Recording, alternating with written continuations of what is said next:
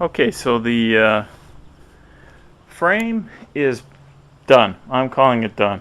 Um, there really isn't much more work to do that's directly associated with the frame. The springs are all mounted and torqued, front and back.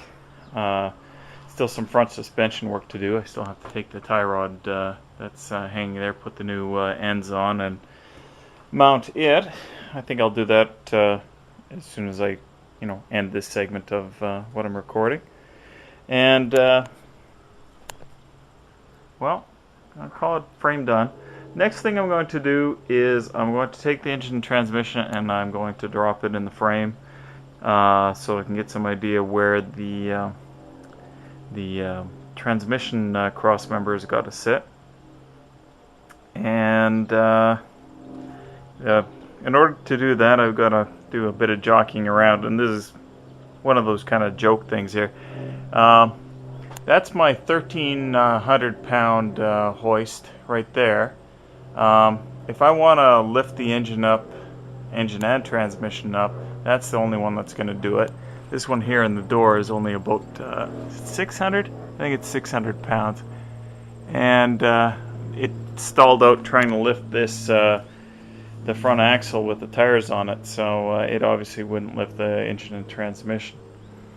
So I've got to turn the frame around and roll it back in to put the engine and transmission in. Well, what's the first thing I'm going to want to do after I put the engine and transmission in? I want to put the cab on the frame so I can get some idea of if I've got clearance between the cab and the rockers on the 6.5 diesel there, because I've heard that there's a mounting issue and you either need a cab lift or you need to recess the firewall.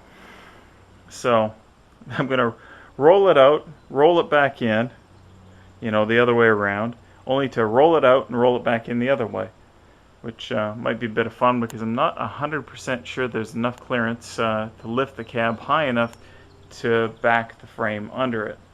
Certainly isn't enough clearance to go forwards underneath it with the engine in the frame. So, bit goofy. Yeah, the only other possibility is that I put the cab on the frame right now, but then it makes it a little bit harder to do the transmission. And I don't really want the cab on the frame permanently at this point because I want to do all my my brake plumbing. So, yeah, I'm going to be pushing this thing around a little bit. Anyways, on to the next thing.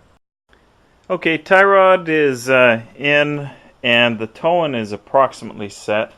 I went and before I took the old tie rod apart, I took some measurements and determined that from the center of the ball joint to the edge of the tie rod, that was what it should be on each side. It's 2.556 inches. Now, obviously, I can't measure it very accurately, so it was really a lot of eyeballing, but I'll have the alignment done when this thing gets safetied. I had a real pain getting the old tie rod ends out of the tie rod. I worked them against each other, and of course one broke loose, but the other one was stubbornly not going to break loose, and I actually had to do a manual impact wrench thing because there was no way to clamp it because I'd already painted the tie rod and I didn't want to go and mar it up by putting a pipe wrench or something on it.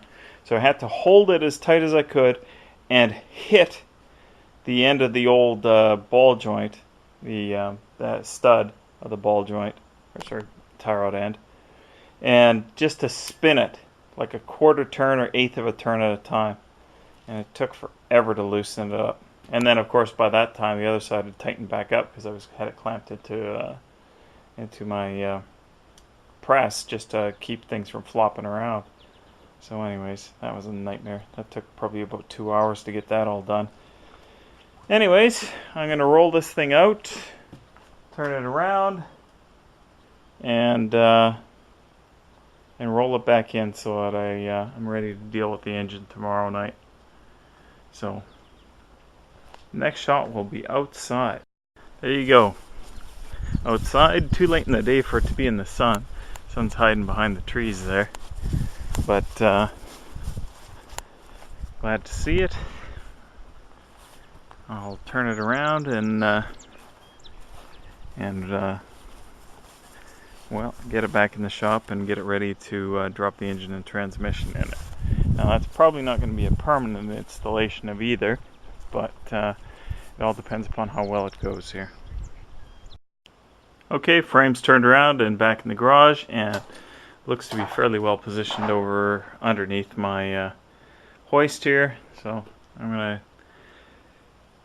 put the engine and transmission in tomorrow, although I am kind of thinking about maybe I would put the cab on now.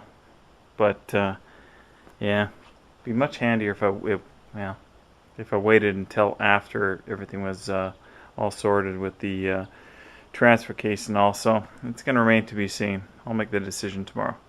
Anyways, that's it for today.